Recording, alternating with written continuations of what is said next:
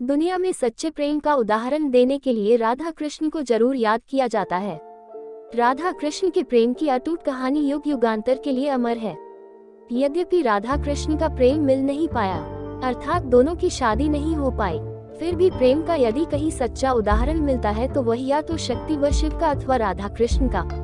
जी हाँ, राधा कृष्ण ही प्रेम के वे दो पुजान थे जिन्होंने इस संसार में प्रेम के वास्तविक रूप को बताया। प्रेम के लिए त्याग क्या होता है, इस बात को दुनिया के सामने हमेशा के लिए अमर कर दिया। कन्हैया जब 8 साल के थे तब राधा और कृष्ण दोनों के प्रेम की गहरी अनुभूति का मिलन हो गया था। कहा जाता है कि राधा व कृष्ण का प्रेम जीवात्मा और परमात्मा का प्रेम मिलन है। नंदनंदन, मुरली मनोहर, बंसी बजाने वाले कन्हैया को संपूर्ण ब्रह्मांड में केवल 2 ही चीजें सबसे ज्यादा प्रिय थी, एक बांसुरी और दूसरी राधा। कन्हैया की बंसी की मधुर तान से ही राधा कन्हैया की ओर खींची चली आती थी। कभी कभी राधा कन्हैया की बंसी को चुरा ले जाती थी, नटखट कन्हैया फिर उसको ढूंढ लेते थे। अतः राधा कृष्ण का प्रेम संसार को एक नई प्रेरणा देने वाला रहा है। हैरान करने वाली बात यह है कि आज हम आपको राधा की मृत्यु कैसे हुई यह बताने जा रहे हैं। राधा कृष्ण के चाहने वाले हम सभी को भले ही यह बात थोड़ा दुखद सी लगती है, लेकिन यह सत्य है कि राधा कृष्ण से मिल नहीं पाए और राधा की शादी कहीं और हो गई थी। अंततोगत्वा राधा की मृत्यु भी हो गई थी। आइए जानते हैं राधा की मृत्यु कैसे हुई, इसका पूरा रहस्य व पूरी सच्चाई जानने के लिए इस वीडियो को एंड तक देखें। राधा कृष्ण के प्रेम के अंतिम पल। वैसे तो आपने सुना ही होगा कि राधा के बिना श्याम आधा, राधा ढूंढ रही किसी ने मेरा श्याम देखा। राधा कृष्ण के अटूट प्रेम की अटूट गीत संगीत रस भरे गाने भजन आज भी प्रेम की राह पर चलने वालों के लिए अमृत रस के समान है। बात यह तब की है जब कृष्ण के मामा कंस ने कृष्ण और बलराम को मथुरा में बुलाया। आखिरी बार राधा कृष्ण से मथुरा जाने से पहले ही मिली थी। मथुरा जाने से पहले कृष्ण ने अपनी प्रिया राधा से यह वादा किया था कि वह राधा को मिलने जरूर वापस आएंगे, लेकिन कन्हैया अपना यह वादा पूरा न कर सके और ज्यादा कृष्ण की 2 बारी मुलाकात नहीं हो सकी।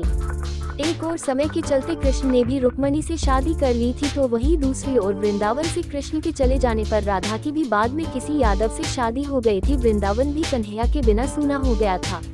राधा और कृष्ण का प्रेम इतना अटूट था कि यद्यपि दोनों ने विवाह कहीं और किया, लेकिन वास्तविक प्रेम राधा और कृष्ण का एक दूसरे के लिए हमेशा के लिए अमर रहा एवं अमर है। इस प्रकार राधा और कृष्ण की यह प्रेम कहानी बिरहा की कहानी बन गई। राधा की मृत्यु कैसे हुई, जानिए असली सच। पुराणों में राधा की मृत्यु का उल्लेख पाया गया है, वही नारद पुराण में तो राधा कृष्ण का मिलन होना भी बताया गया है। यूं तो राधा ने अपना जीवन कन्हैया के बिना वैसे ही बिता लिया था जैसे मानो जल के बिना मछली।